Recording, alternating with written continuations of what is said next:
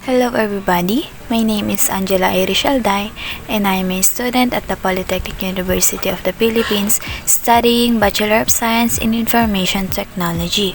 In this video, I will demonstrate how to make items, item parameter, and item vendor in Dynamics Business Central 365. The purpose of creating an item is when creating documents like orders or invoices that contain these products, the information will immediately flow from the item card to our lines, so we must make sure everything is correct before buying and selling any items.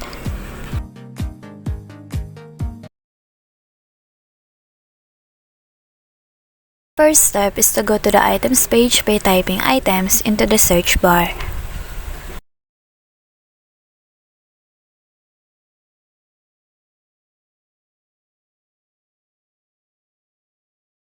Or you can just go to the hamburger tab and in the home section you can find the items. And for additional tip, just click the drop down sales and click the item. This shows up a list of our items with details like the item number, description, type, price, and cost, as well as the inventory that takes us to the item ledger entries. To add a new item to our list, choose New from the action bar. Here are some templates that will automatically prefill the card templates for goods or services. I will only choose an item from our card.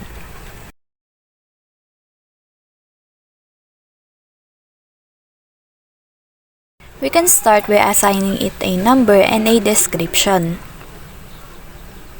Next, we can choose the type.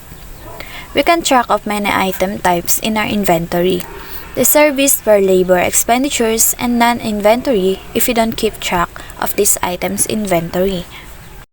We also have the base unit of measure, which is the measurement you'll use to buy it, and an item category code. By choosing one of these item categories, the item attributes in the informational pane on the right sides are changed. We have inventory for the next category. Here, we can specify the shelf number and dig down to our item ledger transactions.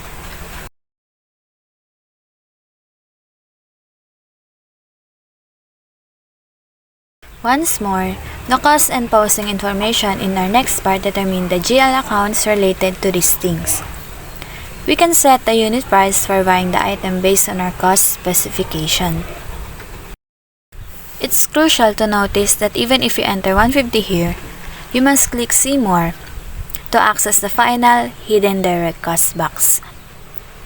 We also need to change this to 150 since when this item is added to a transaction, it really draws from the last direct cost field because it is set to 0. Our next section is the prices and sales. Here, we can dictate our unit price or how much we sell the item for by putting a price in it. This automatically populates our profit percentage view, which is calculated with this method price minus cost. We also have our sales unit of measure for selling these items. If we are refilling this inventory in a production order or through the purchase of the item, we may need to fill out the replenishment column for more sophisticated functionality.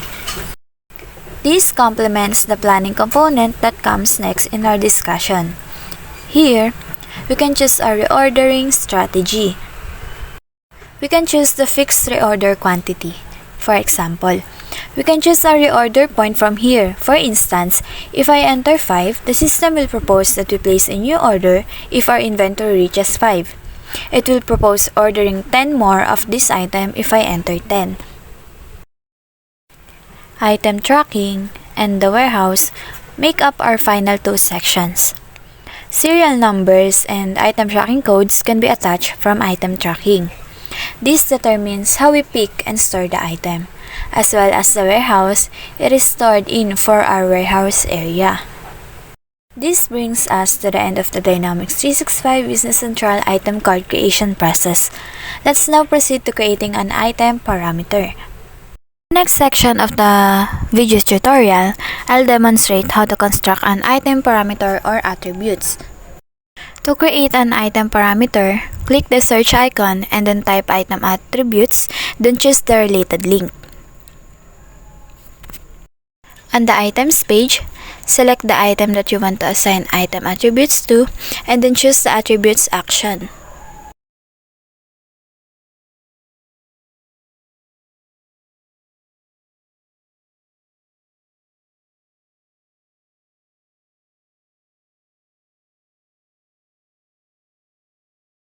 For the tip number 1, to create items attributes of type option. On the item attributes page, select an item attributes of type option that you want to create values for. And then choose the item attributes values action and fill in the fields as necessary.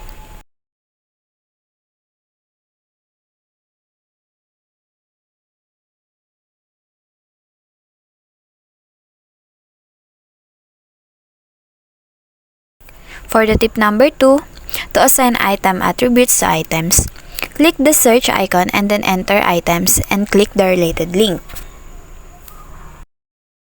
On the items page, select the item that you want to assign item attributes to and then choose the attributes action.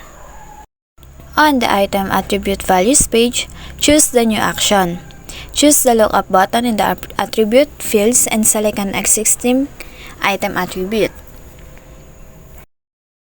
In the value field, enter the item attribute value you want to add a value. And that's how to create an item parameter. And let's now proceed to the last part of my video tutorial, how to create an item vendor. So now, let's proceed on creating the new vendor. First is to select the search icon and enter vendors, then choose the related link. On the vendors page, you can see the information of the existing vendors. Create new vendor, choose new. On the select a template for a new vendor page, choose the template that you want to use for the new vendor card. After that, choose the OK button. A new vendor card opens with some fields filled with information from the template. Proceed to fill or change fields on the vendor card as necessary. It can be helpful to personalize the vendor template page when you create a template. For example, if you want to add a field that is not already displayed on the page.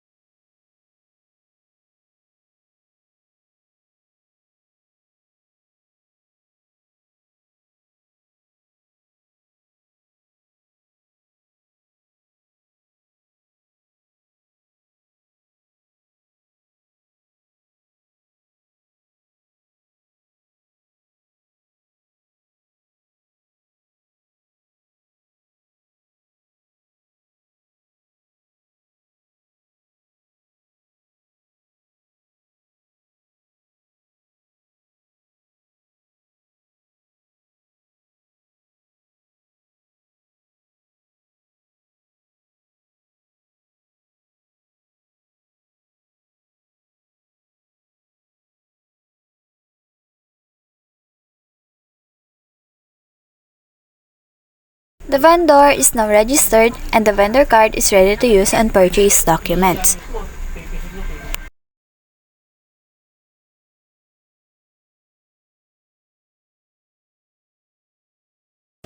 So, that concludes my video tutorial about creating an item parameter, and item vendor.